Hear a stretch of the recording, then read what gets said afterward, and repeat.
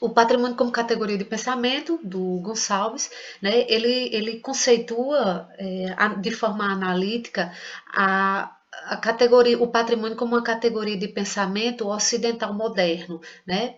Diferentemente das categorias comuns à tradição antropológica, ou mesmo, ou melhor dizendo, as categorias da antropologia clássica.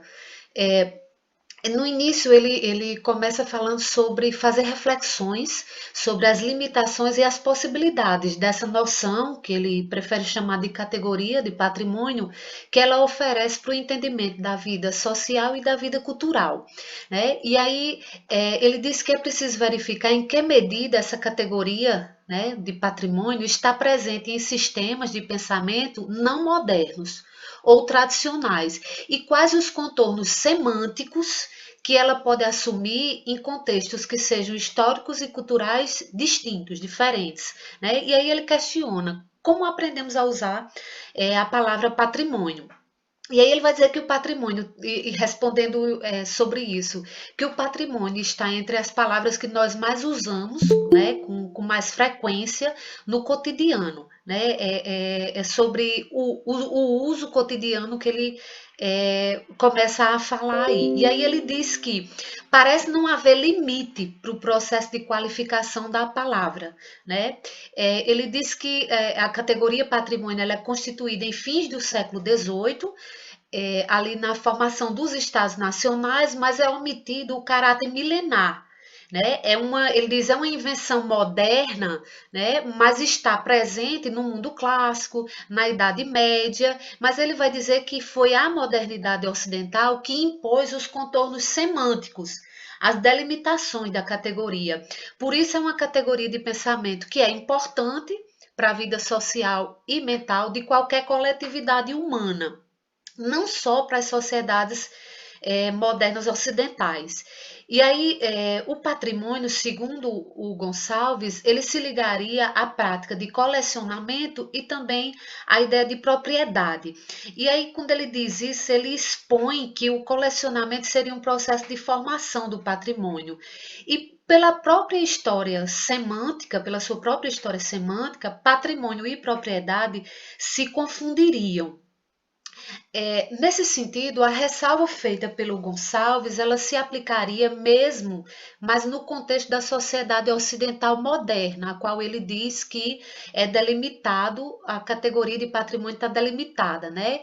E que os conceitos restritos de colecionamento e propriedade, que são apresentados como correntes, não correspondem à diversidade real de relações, de tensões e significações que perpassam o patrimônio, mesmo que seja considerado no sentido restrito, né?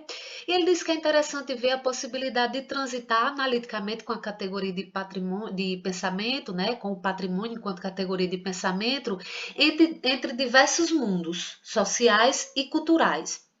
E aí ele faz um questionamento.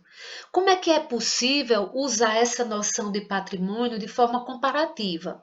Em que medida ela pode nos ser útil para entender experiências estranhas à modernidade, diferentes da modernidade ou experiências não modernas, né? Do ponto de vista dos modernos, a categoria patrimônio ela tende a aparecer com delimitações muito precisas.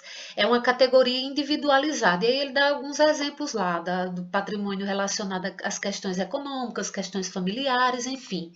E ele vai dizer que as qualificações acompanham as divisões estabelecidas pelas modernas categorias de pensamento, ligada à natureza, à economia, enfim. A categoria de patrimônio, tal como ela é usada na atualidade, nem sempre conheceu fronteiras tão bem delimitadas, né? Porque ele vai dizer que quem faz essa delimitação é o pensamento moderno, ocidental moderno. É possível transitar de uma a outra cultura com a categoria de patrimônio. É sim, né? Ele deixa claro que é possível, mas desde, né, que possamos perceber as dimensões semânticas ou as várias dimensões semânticas que essa categoria assume e que a gente não naturalize a nossa representação a respeito de patrimônio, né? Então é preciso estar atento à não naturalização, portanto ao questionamento dessa representação de patrimônio que nós temos. E aí ele traz o caso da Lei de Patrimônio Intangível, que é o decreto 3.551, de 4 de agosto de 2000, que institui o registro, aqui no Brasil, dos bens culturais de natureza imaterial, que constitui o patrimônio cultural brasileiro. Né? Ele vai dizer que recentemente construiu-se uma nova qualificação, né, que é o patrimônio imaterial ou intangível, que está ligado justamente à Lei 3.000, ao Decreto 3.551.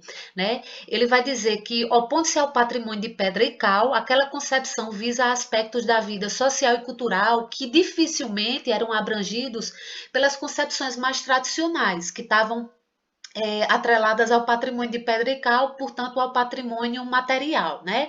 Aqui no Brasil, nós sabemos muito bem qual a configuração desse patrimônio material.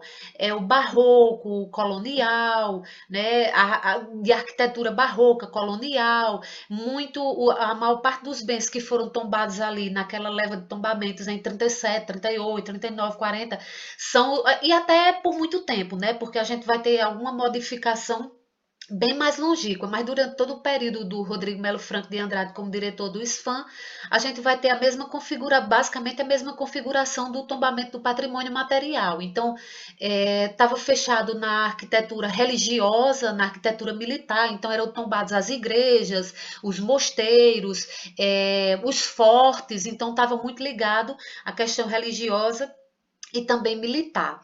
E aí ele vai dizer que é preciso ter cuidado com o uso da palavra patrimônio. Por mais que ela possua vários contextos, é preciso comparar o entendimento do observador e as concepções nativas. Né? E aí ele dá um exemplo de uma pesquisa que ele faz, que é uma pesquisa sobre a festa do Divino Espírito Santo, vendo com os imigrantes da ilha de Açores, aqui no Brasil, acho, e nos Estados Unidos, se não me engano, a pesquisa dele, ele vai dizer que tem percepções diferentes por parte dos intelectuais em relação a essa festa que ele cita lá. Vocês devem ter lido o texto, então sabem desse contexto que eu estou falando, que ele cita, e ele diz, olha, a percepção dos devotos da festa do Divino Espírito Santo é uma, a percepção dos intelectuais é outra, a percepção dos padres em relação a essa festa é uma outra totalmente diferente. Então, nessa nova categoria, né, que é a categoria do patrimônio intangível, estão os lugares, as festas, as religiões, as danças, etc. Diferente das concepções tradicionais, não se propõe o tombamento dos bens listados nesse patrimônio. Né? A proposta do decreto 3.551 é no sentido de registrar essas práticas e representações e de fazer um acompanhamento para verificar aquilo que permanece e aquilo que é transformado. Inclusive, estabelecido um período, um tempo, não lembro agora de quanto, se é de 10 em 10 anos, algumas práticas que são registradas, manifestações, festas, enfim, que são consideradas patrimônio, né, imaterial, elas passam por uma reavaliação, se não me engano, de 10 em 10 anos. Talvez depois algum dos meninos ou o Pacheco possa confirmar isso, mas se eu não me engano, acho que tem uma avaliação de 10 em 10 anos, algo do tipo, para analisar as permanências e as transformações diante de tais práticas, né? Inovação e flexibilização nos usos da categoria patrimônio, particularmente no Brasil. E aí ele diz que essa inovação e essa flexibilização foi graças justamente ao decreto 3.551, com a ideia de patrimônio intangível, porque mexe, modifica a categoria patrimônio, traz a flexibilização, a inovação da categoria de patrimônio, trazendo uma dimensão maior daquilo que pode vir a ser considerado patrimônio, uma ampliação da definição de patrimônio.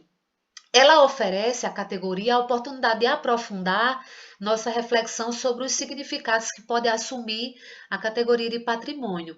E aí o patrimônio intangível, ele expressa a moderna concepção antropológica de cultura, porque o Gonçalves, ele é antropólogo, professor da Universidade Federal do Rio de Janeiro, né, de antropologia, e tem doutorado, inclusive, na área, feito, acho que na Virgínia, nos Estados Unidos. Então, ele fala do lugar de antropólogo.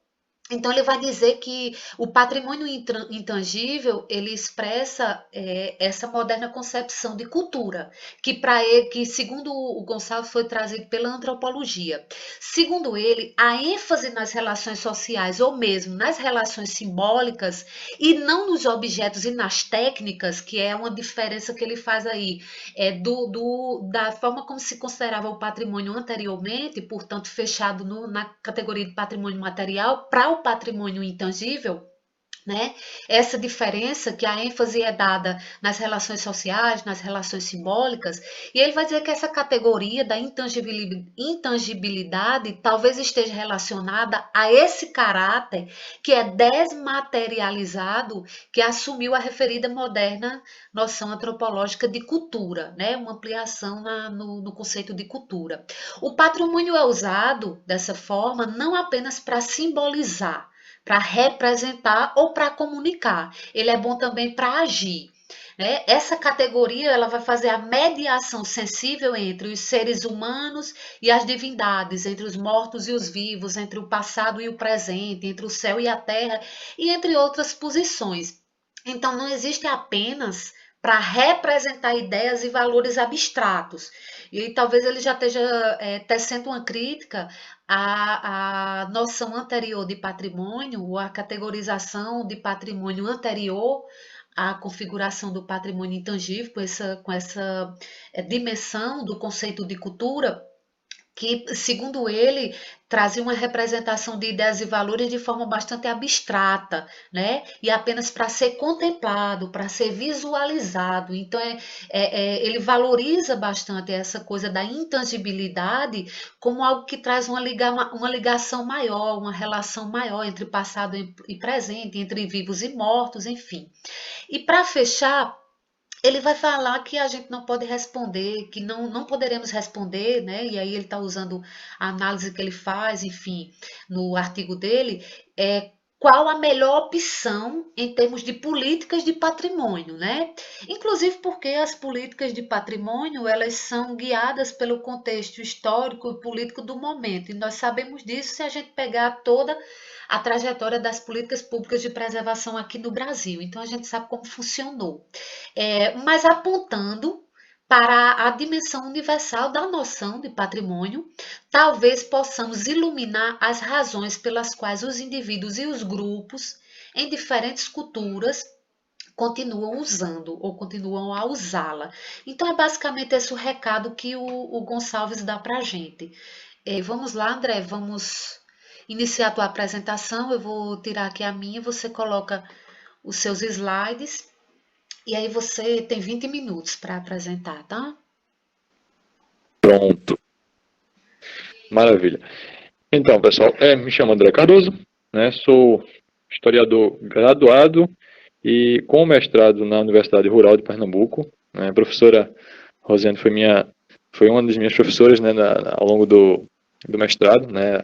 Com a cadeira que teve grandes contribuições para a execução dessa pesquisa, que justamente tratava do histórico da compreensão de patrimônio cultural no Brasil. Né? Foi uma cadeira de grandes contribuições.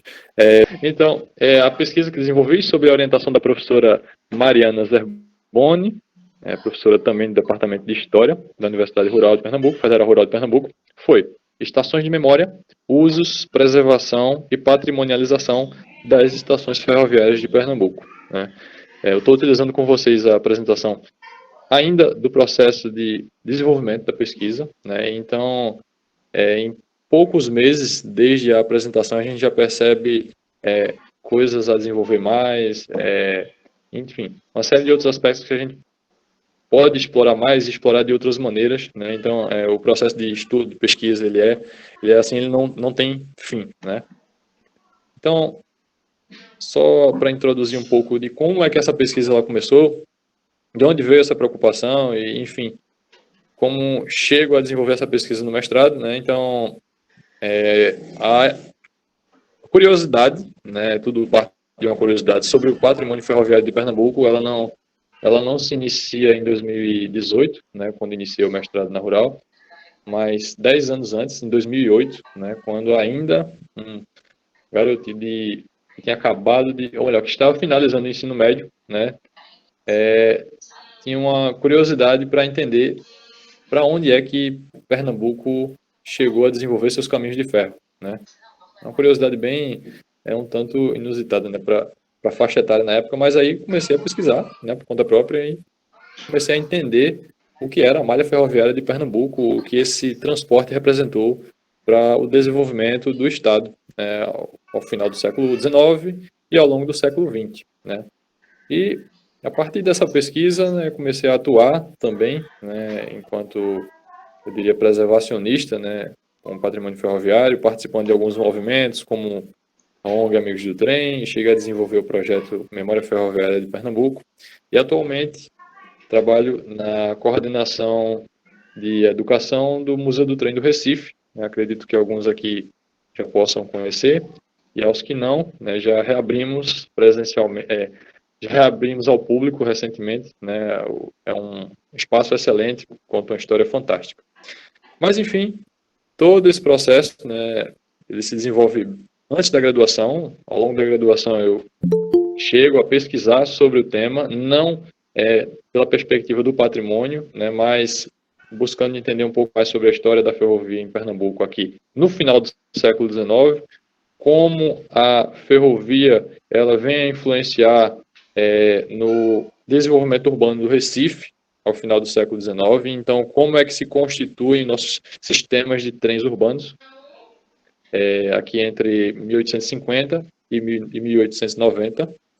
E então chego à pesquisa do mestrado já trazendo essa perspectiva do patrimônio.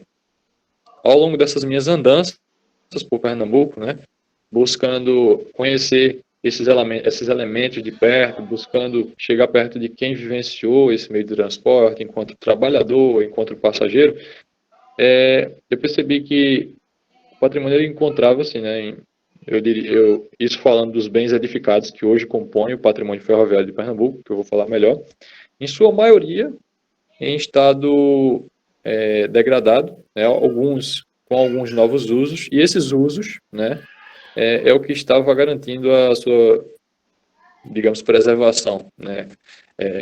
A sua relação com os demais elementos de cada espaço urbano.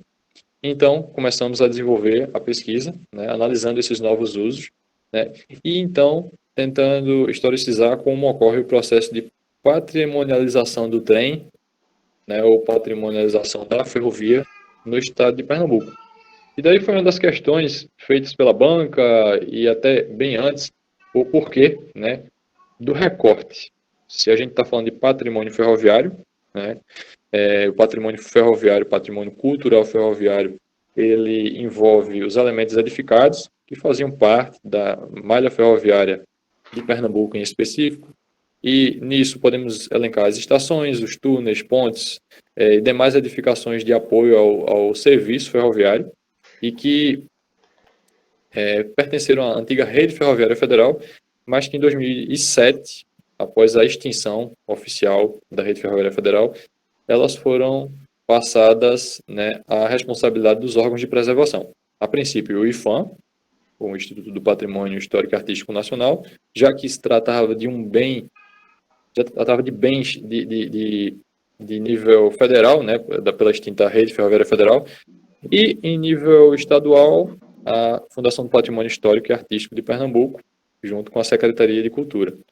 Então, em meio a todos esses elementos que compõem esse patrimônio, resolvemos escolher as estações por sua representação simbólica junto aos centros urbanos e por sua representação para cada memória, as memórias individuais e coletivas de quem vivenciou o trem e até de quem não visualizou o trem, de quem não participou desse processo, desse sistema de transportes em atividade, mas que teve contato de alguma maneira a partir das memórias de um parente ou de uma outra pessoa que teve essa oportunidade. Então, além disso, a estação ferroviária, após a desativação de cada uma dessas linhas, ela fica em meio a esses centros urbanos como um elemento de destaque, seja arruinado, seja preservado, né? O pátio da estação, né, ao longo do funcionamento da ferrovia, ele se constituiu como uma centralidade urbana, ali onde se realizavam os encontros, chegadas e partidas, né, a partir dos momentos de embarque e desembarque, constituíram-se comércios, outros estabelecimentos comerciais, como hotéis, pousadas, etc., eles vieram a se organizar nas proximidades da estação, que, como falei, passou a constituir uma nova centralidade, além do pátio da feira, além do pátio da igreja matriz e tantos outros elementos de considerável importância para os centros urbanos. Então, a partir da segunda metade do século XIX, o local da estação ferroviária ele passa a ter essa importância também no espaço urbano. E essa importância ela fica marcada até mesmo após a desativação, né, dos antigos caminhos de ferro, né, uma vez que eles passam a ter esse destaque na memória e na paisagem de cada um desses lugares. Então, só dando uma passada para falar o que é que foi possível compreender, né, então, em loco, e depois uma pesquisa mais aprofundada ao longo do mestrado, compreender um pouco do que é, o que é que foi a ferrovia e o que é o patrimônio ferroviário de Pernambuco, que o estado chegou a ter mais de 1.300 quilômetros de trilhos, né, e daí a gente acaba entrando em outras questões que não foram desenvolvidas, até porque não era o foco, mas a questão da desativação de um outro meio de transporte, tinha lá suas vantagens, e essa falta de integração entre os modais de transporte em Pernambuco. Isso aí já suscita questões para outros debates e para inúmeras outras pesquisas. Mas, enfim, entre esses 1.300 quilômetros construídos entre 1858 e 1962, menos de 10% hoje encontra-se atividade no estado de Pernambuco. E esses menos de 10% se resumem aos poucos quilômetros de trilhos que se encontram ativos na região metropolitana do Recife. E daí, cidades foram marcadas pelos trilhos, como eu falei, as estações, elas passam a constituir essa centralidade, essa nova centralidade urbana, né? Não apenas pelo aspecto físico, mas também a ferrovia, ela possibilita o surgimento de outras funções, de outras formas de trabalho, né? A gente tem o surgimento das primeiras estradas de ferro em meio a um Pernambuco essencialmente escravista, né? E a mão de obra assalariada, a partir das funções técnicas trazidas pelas ferrovias, elas começam a despontar com outras formas de trabalho para além do rural ou do comércio nos centros das grandes cidades, centros de grandes e médias cidades, aqui na época província de Pernambuco, né? E então, essa ferrovia ela é sinalizada por vários historiadores. Ou melhor, a história dela ela é sinalizada a partir da pesquisa de vários historiadores como tendo um ponto de nascimento, ali na segunda metade do século XIX, um auge alcançado entre as décadas de 10 e 20, né?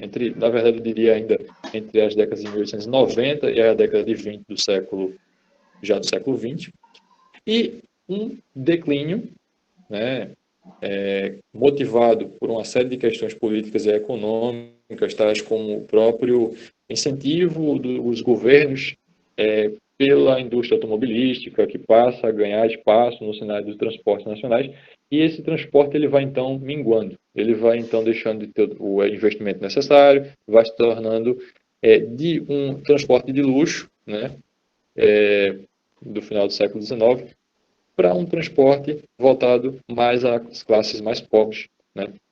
E é nesse declínio, é nesse processo de desuso da ferrovia que surge a compreensão de patrimônio ferroviário, né? Eu vou falar um pouco melhor disso mais à frente.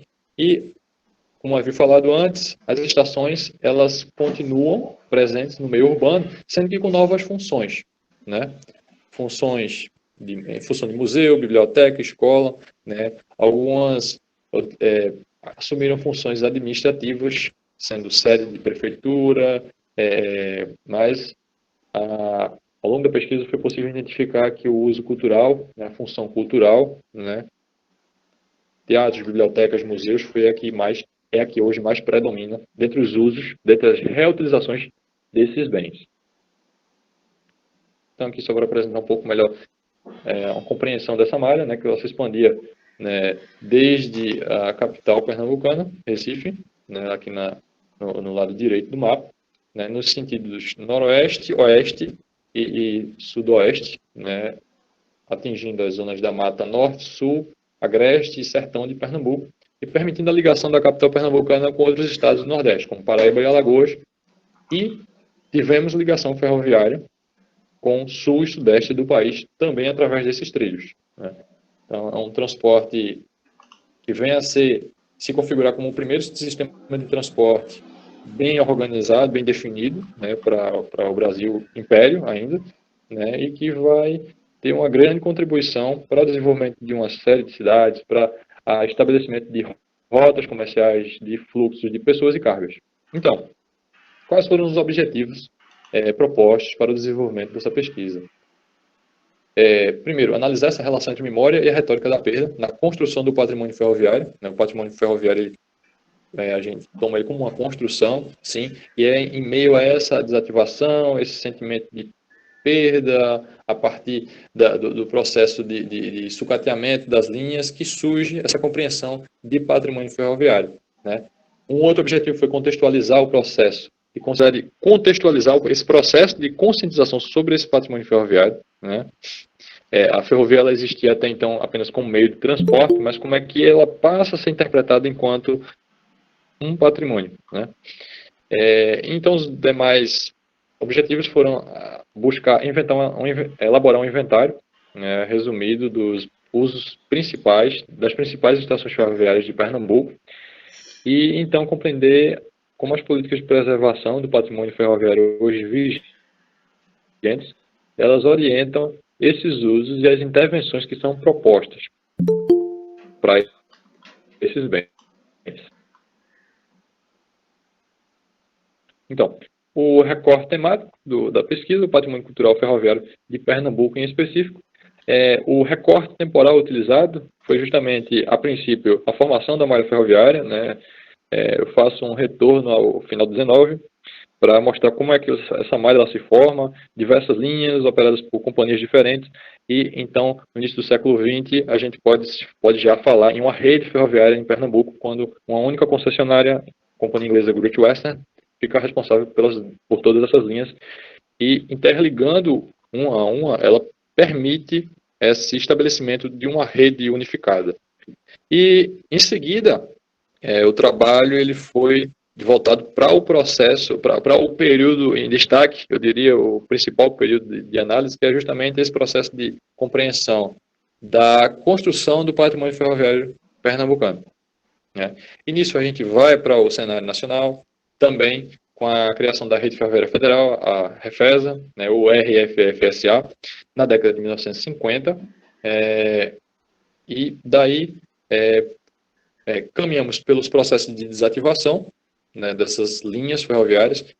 Na década de 50, há algumas políticas colocadas pelo governo federal a propósito como um incentivo para salvar, né, esses caminhos de ferro, salvar a modal ferroviário no Brasil, né, e uma dessas ações foi justamente a criação da Rede Ferroviária Federal.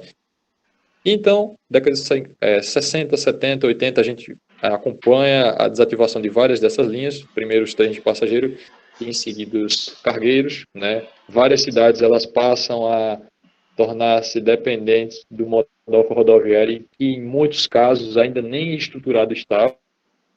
Foi possível identificar em algumas dessas fontes municípios como Cortês, na Mata Sul de Pernambuco, esse é um dos exemplos, em que nem a rodovia ela havia se consolidado e houve uma política de erradicação de linhas classificadas pelo governo federal na época como antieconômicas, isso no início da década de 60, e foram desativados os trechos, a população ela ficou meio limitada, né, de suas possibilidades de deslocamento. E hoje, você visitando esses lugares, é possível perceber que essa deficiência ela não foi sanada, mesmo 30, 40, 50 anos depois. E então, já nos anos 2000, temos as primeiras políticas mais bem definidas voltadas ao patrimônio ferroviário em nível nacional e em nível estadual, desde a criação do Inventário do Patrimônio Ferroviário de Pernambuco, em 2009, pelo IFSC, e de conhecimento do que foi esse patrimônio, né? 2009, né? Inclusive ele já precisa ser atualizado, né? Isso foi uma das percepções da pesquisa.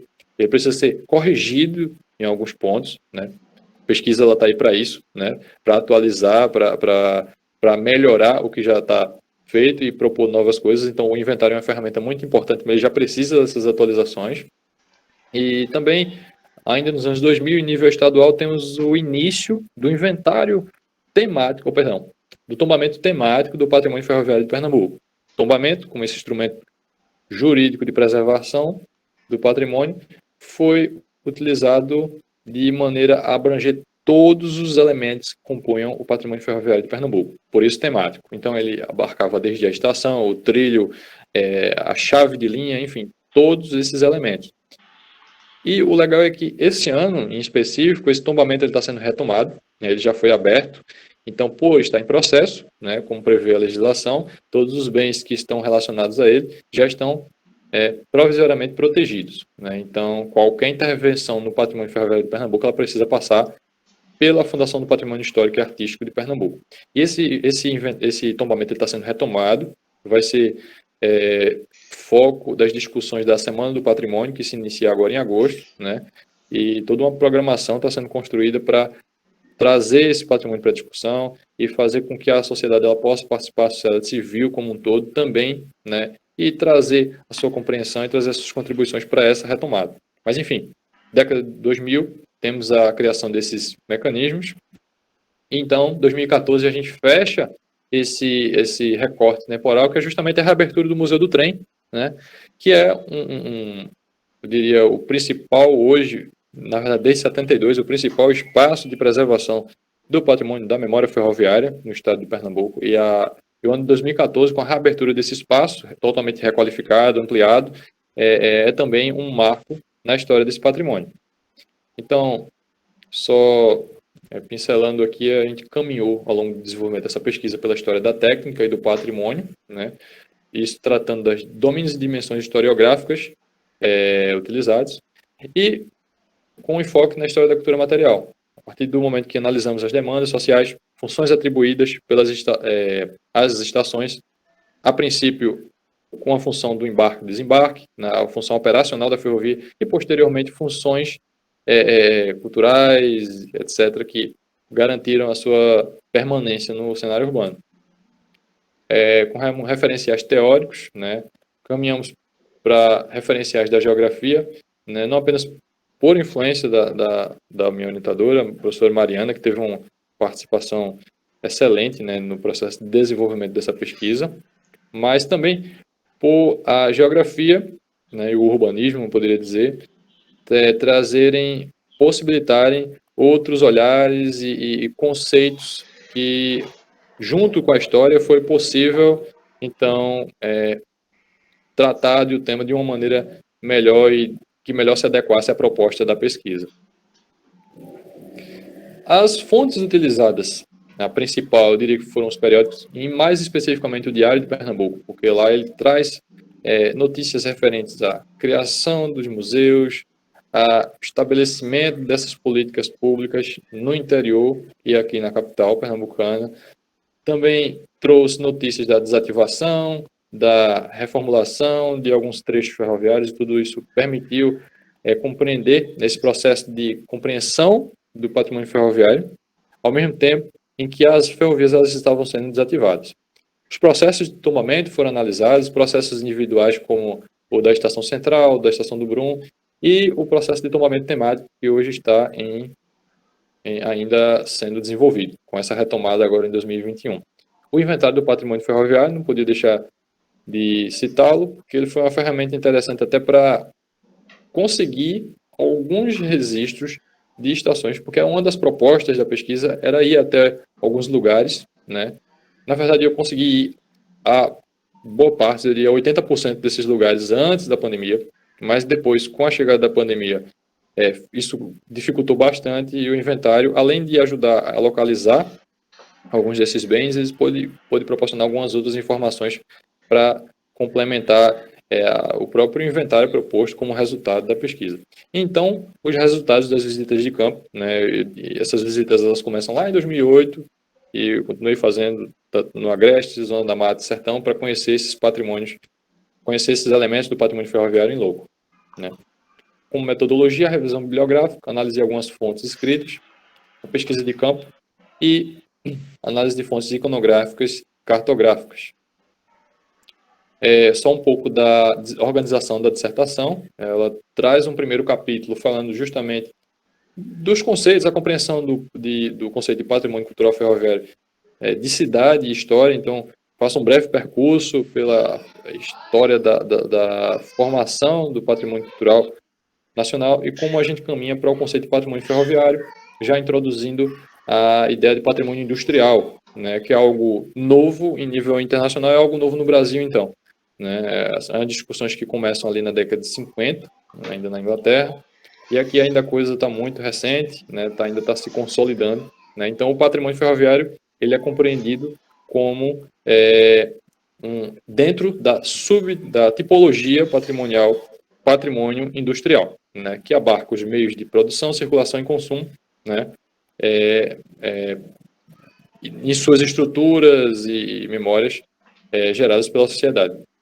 O valor histórico das estações ferroviárias foi desenvolvido ao longo do segundo capítulo, partindo de sua história, de sua função enquanto estações, enquanto elementos, elementos funcionais da ferrovia. E, por fim, o capítulo 3 trata desses novos usos. Como é que esses novos usos, como é que esse processo de patrimonialização se dá e como esses usos eles vêm a contribuir para a preservação desses bens. Né? Então, não sei se dá para ver bem daí, né? Porque aqui a gente tentou traçar uma linha do tempo a partir da pesquisa, né? Desde 58, com as comemorações de centenário da primeira ferrovia pernambucana. Então lá se fazem algumas menções a uma primeira intenção de preservar algo, né, que está se perdendo da ferrovia, né? Então aí a gente continua caminhando pela inauguração do Museu do Trem em 72, né? Criação do Preserve em 82, que é um programa nacional estabelecido pelo Ministério do Transporte, voltado para o patrimônio histórico dos transportes como um todo, né? Mais à frente ele vai ser aperfeiçoado como um Preserve, né, específico para patrimônio ferroviário. E aí temos um tombamento de algumas estações, como Garanhuns, a Estação Central, a Estação do Brum, o início do tombamento temático. Então, em 2007, o IPHAN ele é responsabilizado pelos bens de valor cultural declarado da ferrovia. Né? Em 2010, algumas outras estações são incluídas na lista do patrimônio cultural ferroviário do IPHAN. Né? O tombamento temático, né, ele vai se estabelecendo ali no início dos anos 2000 e, por fim, como eu já havia falado anteriormente, a inauguração do Museu do Trem, reinauguração em 2014. E aqui a gente tentou mapear as estações a partir dos seus novos usos. Né? A princípio, a função cultural predominante, né, em todo o estado, né, como havia introduzido, museus, bibliotecas, centros culturais. Né? Então, a partir da sua importância histórica, esses bens eles continuam existindo, eles continuam, eu diria, resistindo a partir dessas novas funções, e a função cultural é a principal. Né? Inclusive, há uma discussão que tem se levantado, que ver-se uma estação abandonada, um prédio abandonado ou sem uso, né, em alguma determinada cidade, vamos transformar em museu. Muitas vezes nem se preocupa tanto em compreender o que um museu ele demanda, quais as funções de um museu e o que mínimo de estrutura exige um museu para se constituir. Né? Então é uma ideia interessante, é uma iniciativa que deu certo ao longo em vários lugares aqui do estado, não apenas em Pernambuco, mas em outros lugares do país, mas muitas vezes o uso cultural ele é relegado a um segundo plano. Estou vendo aqui que o tempo eu já dei uma avançada, né? Então vou dar uma corrida. Enfim, aqui uma segunda parte desse mapa, né, trazendo a parte mais extrema do sertão. Além das 3 linhas principais partindo de Recife, outras 2 linhas vindas de Alagoas até Piranhas, próximo ao sertão do São Francisco, ou melhor, sertão do Mochotó, e entre Petrolina e Afrânio, no sertão do São Francisco, também integram esse patrimônio.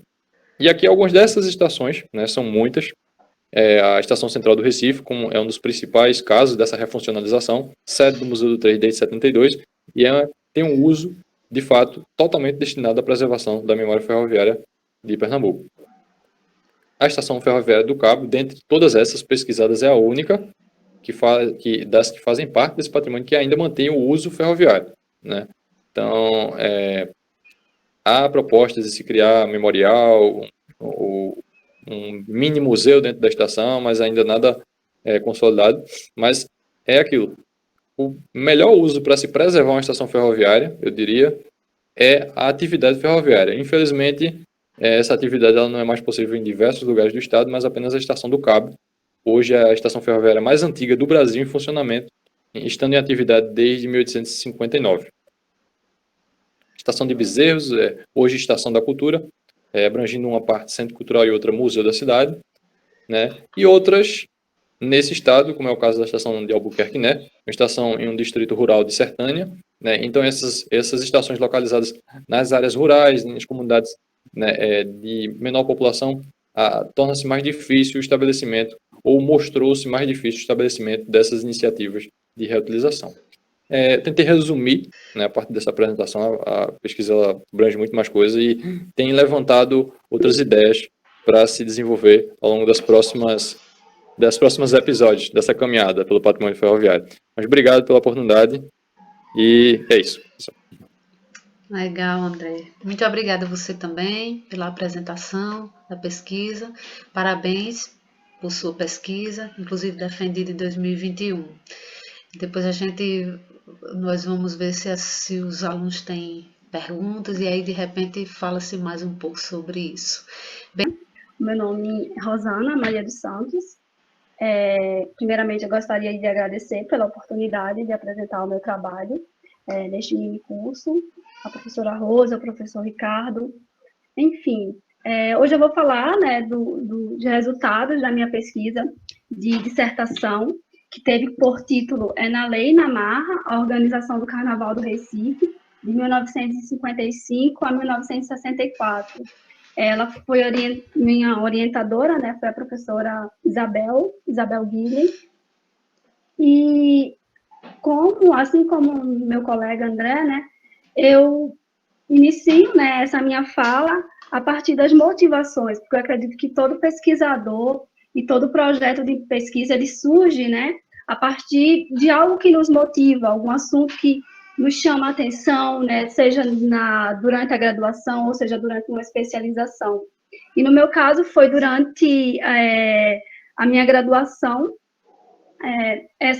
onde eu estudei, né, durante a graduação, o meu TCC para receber o título de bacharel em História, eu estudei o Carnaval, onde o meu recorte ele foi posterior a esse eu peguei do período de 1964, durante a gestão, né, da COC, a Comissão Organizadora do Carnaval, e fui até 1972, durante a criação da Comissão Promotora do Carnaval.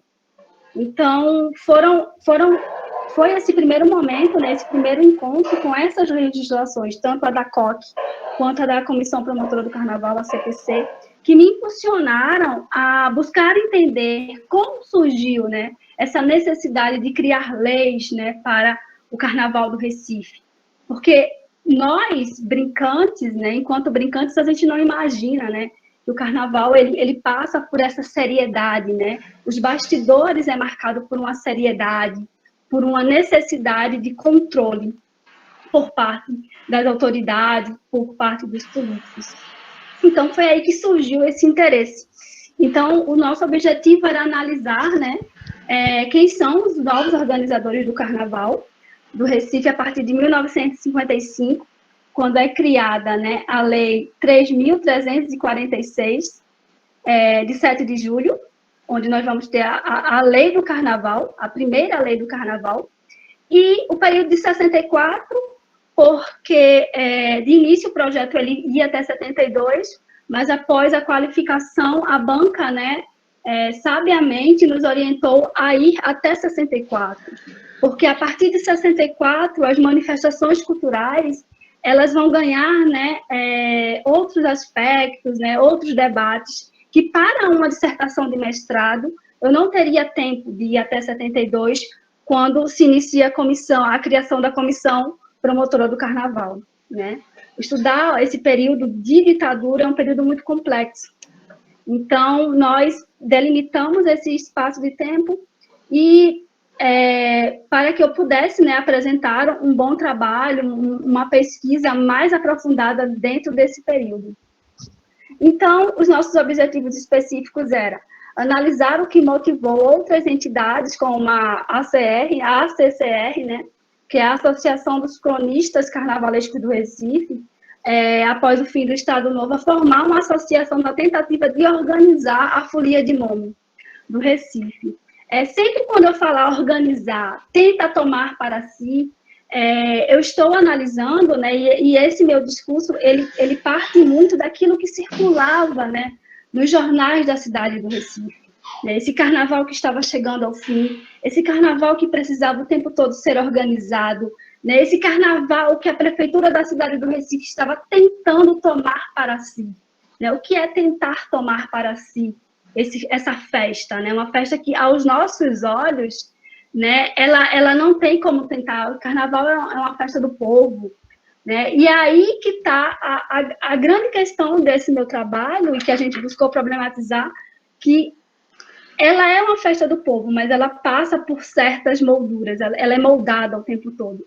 Né? E entender o porquê a prefeitura da cidade do Recife tenta, né, tomar para si. E esse meu tenta, eu faço questão de colocar, né, essa observação, porque ela tenta realmente, como a gente vai ver quando eu estiver mostrando os resultados da pesquisa, né, porque ela tenta e não consegue. E problematizar, né, as leis do carnaval, sobretudo a Lei 3.346, de 1955. Bom, eu dividi o meu projeto em 3 capítulos. O primeiro capítulo, né, nós buscamos entender as estratégias para organizar o Carnaval do Recife no século XX. Né? E aí é que está a grande questão da pesquisa. Né? A pesquisa ela nos leva a diversos meandros. Né? Quando nós iniciamos um projeto, nós não temos noção, muitas vezes, daquilo que nós vamos precisar ou regredir nas fontes, ou até mesmo avançar para entender certos discursos. Né? Entender mesmo, né, aquilo que o Sertoli vai chamar das táticas e estratégias, né, para organizar esse carnaval. E aí eu subdividi o meu capítulo, né, estratégias e táticas, né, o carnaval com ordem, a criação da Federação Carnavalesca, né, os últimos passos da federação e a criação do Departamento de Documentação e Cultura. Mais posteriormente eu vou explicar como nós desenvolvemos cada um deles. No segundo capítulo, nós problematizamos a força da lei na festa de Momo, o carnaval promovido pela DDC ou pelo DDC, que aí também eu vou explicar essa mudança de nomenclatura. E eu deixo esse pela porque até os próprios jornais, né, não entendiam, né, essa mudança de nomenclatura. Então, aqui, já nesse capítulo, durante o Carnaval de 1955 até 64, nós vamos ter a presença do samba, né, que circula, né, as narrativas circulam, né, tem samba na terra do frevo, como assim? Né, os maracatus, né, em sua forma primitiva, né, no Carnaval do Recife, onde eu vou tratar das questões do maracatu de baque solto, né, as disputas em torno da legislação do carnaval, né, sujeitos, né, e a própria sociedade civil.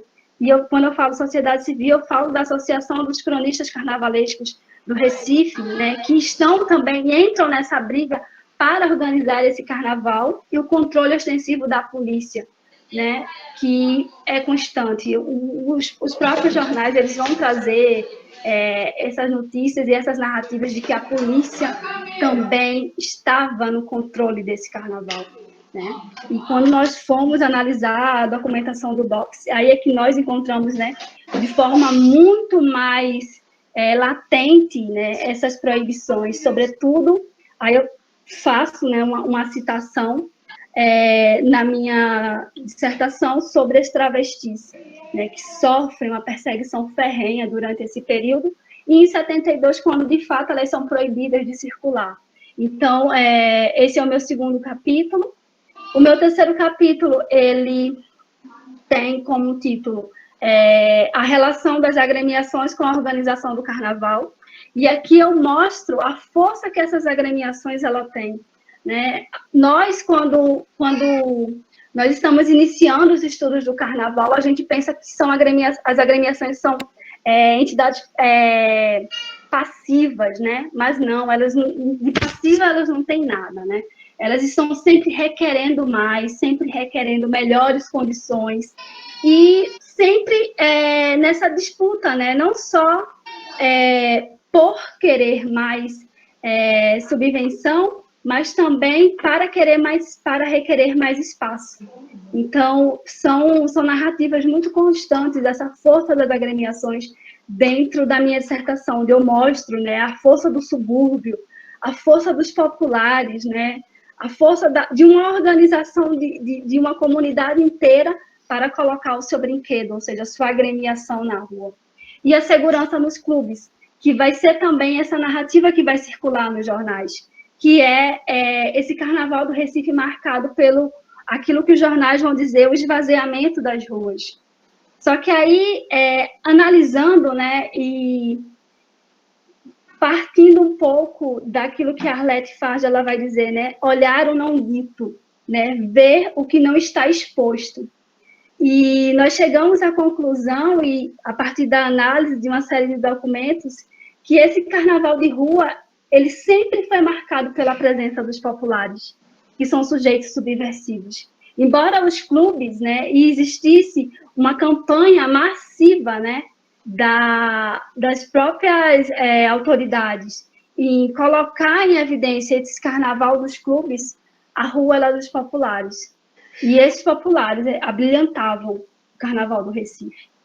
Então, a partir dessa divisão, eu inicio mostrando, né, um pouco as estratégias para organizar o carnaval do Recife, buscando entender de onde surge essa tentativa de organizar, né? Organizar no sentido de quê? De fazer com que sujeitos e agremiações elas tenham um espaço pré-determinado para brincar, para se apresentar, né? Então, a rua ela vai ser mesmo esse campo de disputa, né? A rua, como o próprio Roberto da Mata ele vai nos dizer, a rua é esse lugar mesmo de conflitos constantes, né? Entre as elites e o povo, né? E a própria Silva Cossero ela vai dizer, o povo em nenhum momento deixou de frequentar os espaços públicos do Recife, né? Subverteu a ordem de todas as formas.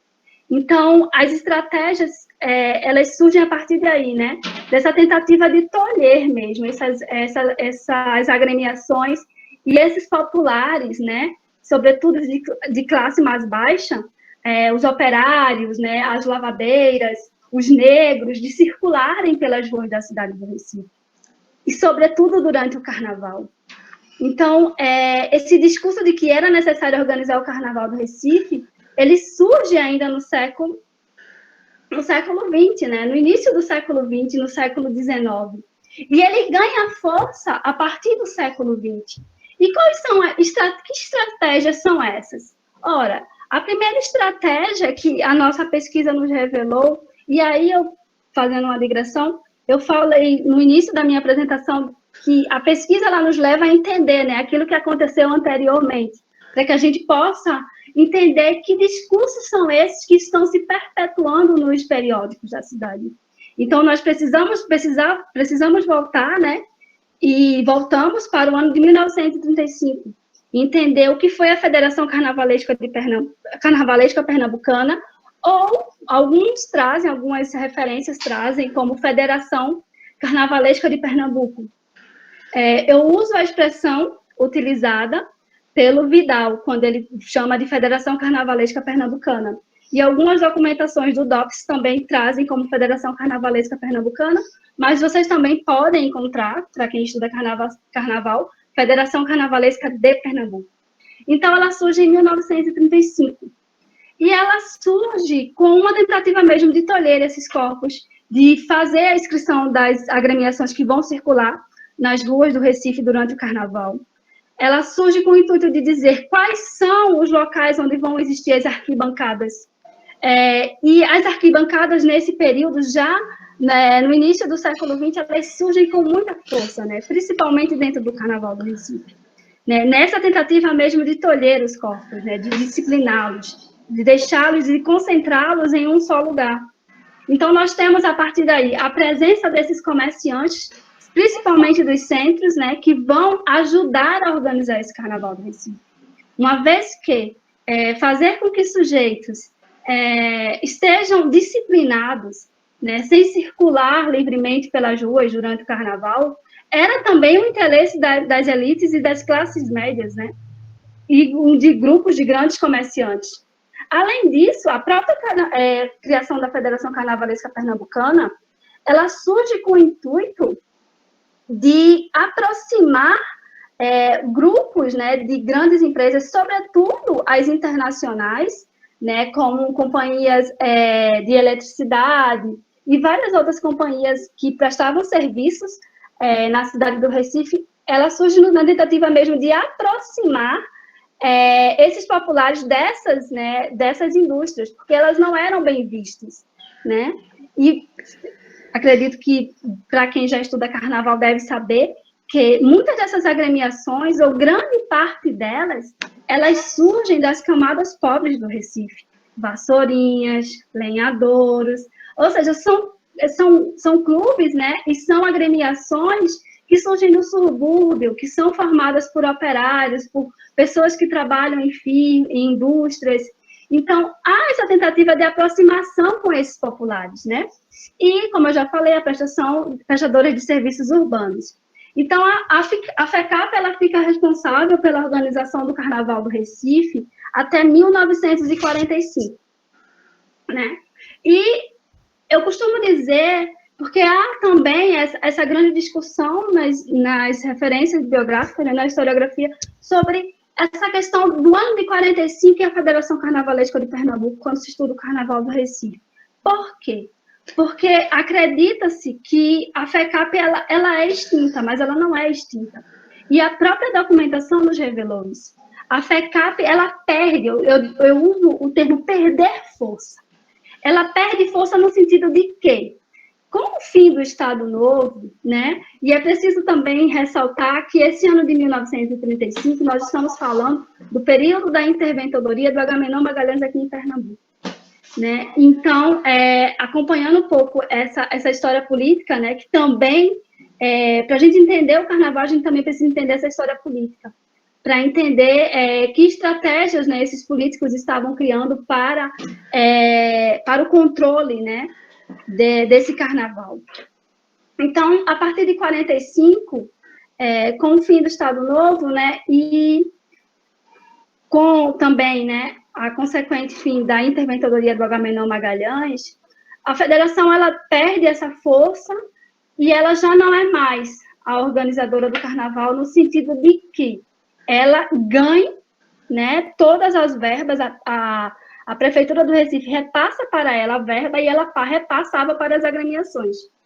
Então, a FECAP ela perde essa força, né, a partir do momento que há essa mudança política e há a inserção de uma associação, que é a Associação dos Cronistas Carnavalescos do Recife, que foi importante a gente estudar essa entidade no sentido de entender que esses cronistas vão estar o tempo todo requerendo, no ano de 1955, participação ativa no Carnaval do Recife.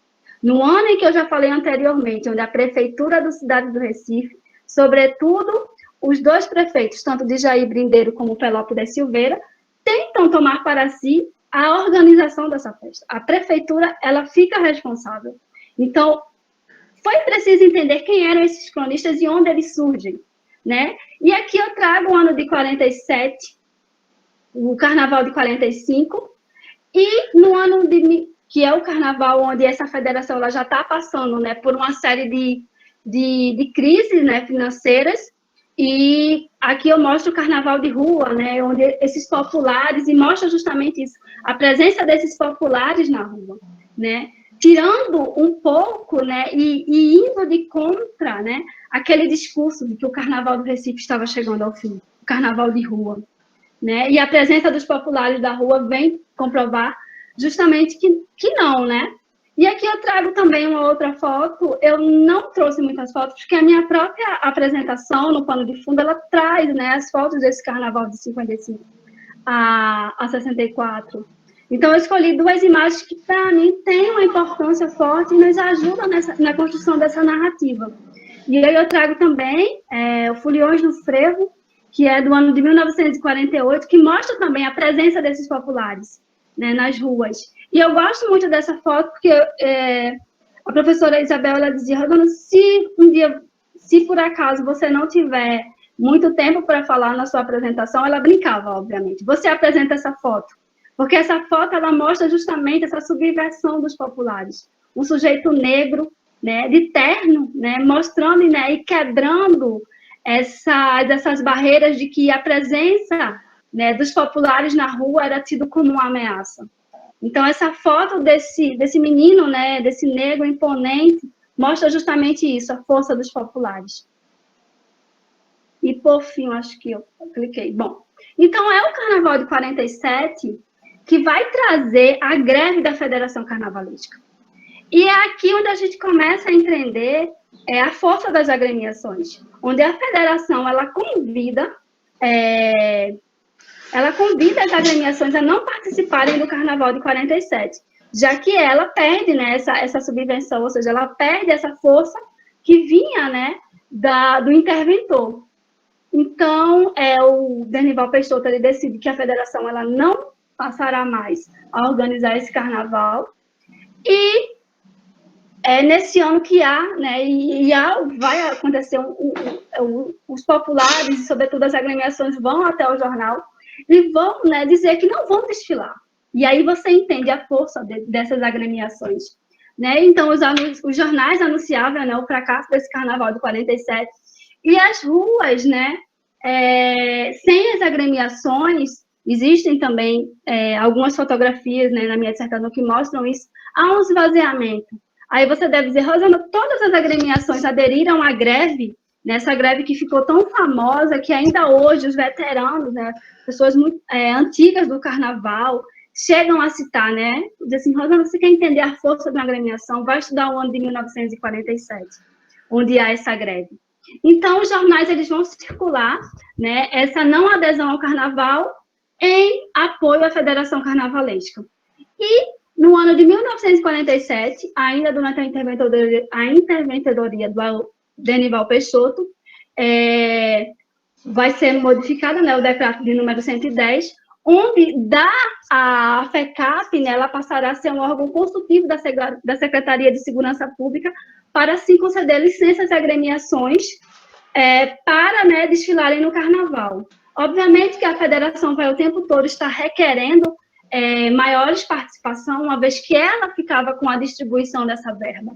Então, quando eu digo lá no início que a federação, ela perde força, é nesse sentido. Ela não é extinta, ela perde força. E os jornais e as próprias referências, elas vão mostrar isso. Né? E nós temos a entrada em cena da Associação dos Cronistas, que vai ser muito importante para o desenvolvimento desse meu segundo capítulo e, sobretudo, sobre o meu objeto de estudo, que era o Carnaval de 55 a 64. Por quê? Porque os cronistas, a partir de 55, eles não têm mais essa autonomia para organizar o Carnaval do Recife. Observem que, enquanto existia uma querela entre a FECAP, que era a Federação Carnavalesca Pernambucana, e o interventor, esse carnaval, ele precisava ser organizado e ele precisava ser pensado. Então, a associação, ela meio que cumpre esse papel do período de 1947 até 55, quando o vereador Batista de Souza, ele vai lançar um projeto de lei e vai dizer, olha, a Prefeitura da cidade do Recife, ela precisa tomar para si a organização desse carnaval. E é a partir daí, desse projeto, que no ano de 1955, o prefeito de Jair Brindeiro, ele vai sancionar a Lei 3.346, onde ele vai dizer que o Departamento de Documentação e Cultura, o DDC, ele passará a organizar o Carnaval do Recife. Bom, durante a pesquisa, né, nós fomos buscar entender o que era o departamento. Quando eu criei o projeto, eu não imaginava que o DDC fosse o que ele é. Fosse o que ele foi, né? Que ele foi, já não existe mais. Por quê? Porque ele não era um simples organizador, uma simples comissão, como nós tínhamos até então. A COC, a Comissão Organizadora, ou o CPC, a Comissão Promotora do Carnaval. Muito pelo contrário. O departamento era algo grandioso, que ia além de organizar o Carnaval do Recife. Então, eu já falei anteriormente, né, o DJ Brindeiro, só que aí, estudar o Carnaval e você vê esse debate, né, na Câmara do Recife, sobretudo do vereador Batista de Souza, em torno desse Carnaval. E é a partir dessa lei que gera e que começa uma série de debates políticos, e esses debates eles vão chegar, né, até os jornais, na tentativa de que a lei 3.346 ela precisava passar por mudanças. Por quê, Rosana? Porque essa lei ela colocava em pé de igualdade os clubes de frevo e as escolas de samba. Aí começou toda a confusão.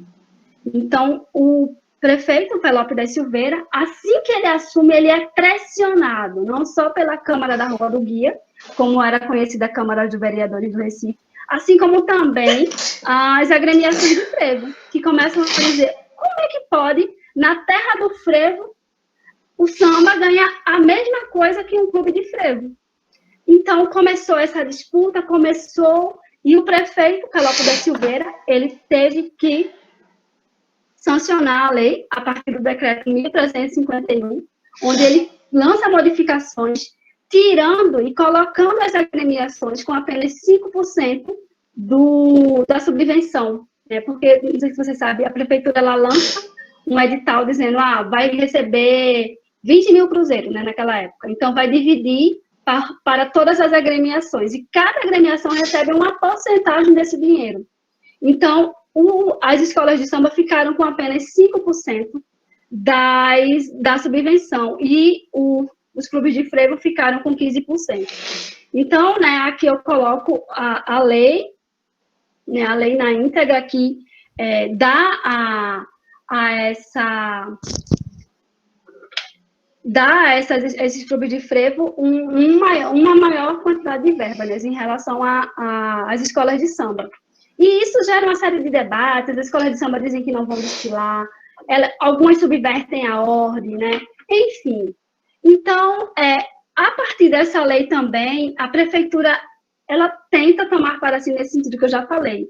Quando ela dá à Associação de Cronistas Pernambucanos apenas um representante. Isso tira força, porque a prefeitura da cidade do Recife tinha 4 representantes nessa comissão, né, criada para organizar o Carnaval do Recife.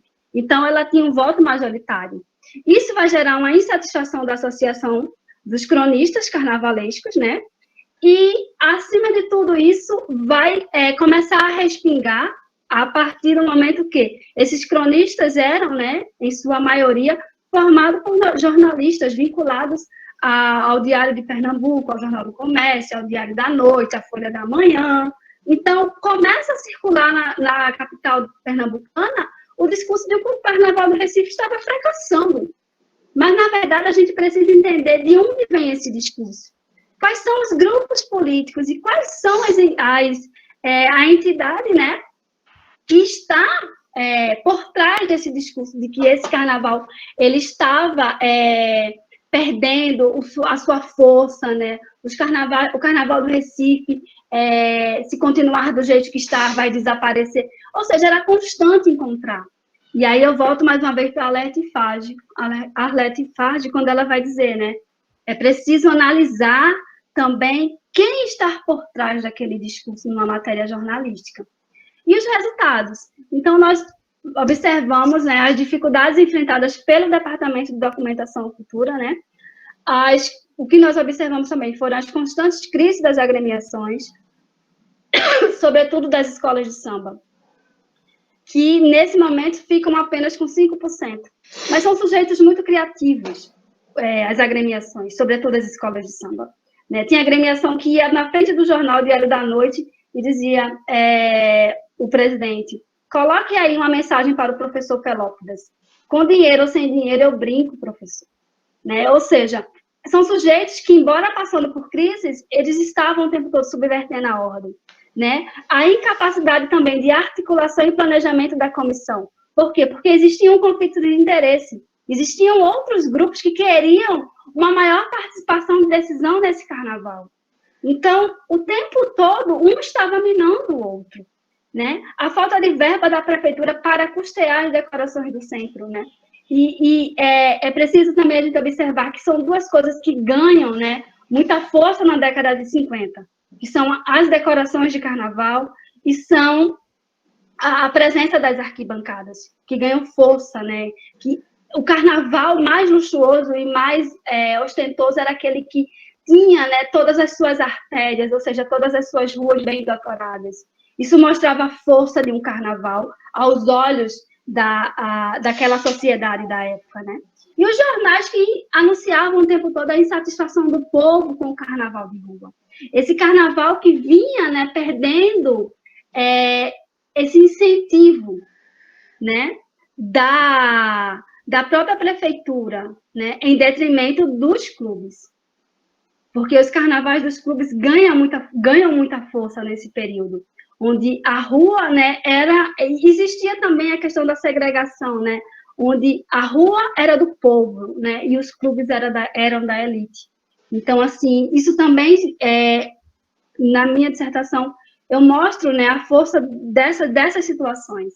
Então, o que os dias de Momo, de 55 a 64, elas nos revelaram, né, a subversão dos marginais. Os marginais são aqueles negros que circulavam livremente pelas ruas.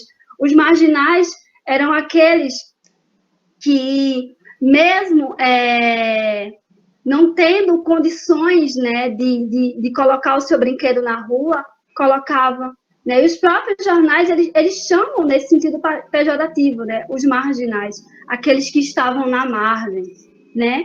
E a presença do samba na terra do frevo, que nesse período, no ano de 72, é que ganha força mesmo na década de 70. A questão dos maracatus de baque solto, que, por intermédio, essa perseguição já começa com a criação da FECAP, onde quer que os maracatus de baque solto, que são aqueles dos caboclos de lança, são convidados a se tornar de baque virado, que são os maracatus percussivos, e os jornais circulam justamente, né, que eram considerados maracatus não autênticos de baque solto. Né? E essa tentativa de fazer com que muitos maracatus se tornem maracatu de baque virado. Um exemplo disso é a cisão que vai acontecer com o maracatu Almirante do Forte, né, que vai existir a cisão nesse período. O Corso, né, o tempo todo vigilado, sobretudo pelo Detran e pela Secretaria de Segurança Pública, tinha ano que podia desfilar, tinha ano que não podia desfilar, né, essa vigilância, né, ostensiva, o Mela-Mela, que ganha esse discurso, e já no início da década de 60, tem ano que é proibido, né, em virtudes diversas, onde os jornais divulgavam, né, marginais atacam com o Mela-Mela, né, e colocavam soda cáustica, por exemplo. Né, o escape livre também, isso em questão do curso, que se torna proibido justamente pela questão do escape livre. As perseguições, aí eu peço desculpas, as perseguições às travestis, né, que se torna constante, onde muitas agremiações não permitiam que essas travestis elas circulassem entrassem dentro das agremiações, e que a própria Secretaria de Segurança Pública dizia que, se fossem encontrados travestis nas ruas do Recife durante o carnaval, esses seriam recolhidos para a delegacia e só seriam liberados na quarta-feira de cinzas. Os interesses políticos diversos, né, sempre que nós tínhamos o início do carnaval, sempre era muito comum a gente encontrar essa ideia de que esse ano nós teremos o melhor carnaval já existente, né? Prefeitos que faziam do carnaval um palanque, né, para se reeleger ou para se eleger, né? E as agremiações e a sua participação na promoção da festa, que a minha pesquisa ela também revelou. Bom, nesse sentido, né, analisar a análise da organização da festa de Momo no Recife na década de 1950 nos levou a problemáticas plurais. Nesse sentido mesmo que eu falei, né, nós não imaginávamos encontrar tantas narrativas, encontrar tantas questões para serem debatidas, para serem problematizadas, para serem analisadas, né? Foi uma pesquisa que requereu muita visita a arquivo público, né? Muita análise dentro da fundação, da Fundagem, do Museu da Cidade do Recife, porque é uma pesquisa que ainda precisa ser mais analisada. Nós temos referências como o próprio saudoso, né, o Augusto, nós temos o Vidal, nós temos o Mário, mas nós ainda precisamos, né, de mais análises sobre esse Carnaval do Recife, em virtude da sua complexidade, né? O Carnaval é algo muito complexo. E quando nós iniciamos a pesquisa, nós não imaginávamos, né, que fosse esse encanto, né? Porque é um encanto quando nós nos deparamos com tantos meandros. Na hora nós nos sentimos assim um pouco angustiadas, mas pesquisa é isso, pesquisa é esse encontro com o inesperado. E foi isso que aconteceu conosco. Aqui eu trago algumas das referências, aqui eu trago a lei, né, que é onde justamente eu paro, que é em 1964, na Lei 9.355, de 14 de dezembro, onde é criada a COC, a Comissão Organizadora do Carnaval. E a DDC, o DDC ele já não é mais, né, o organizador dessa festa.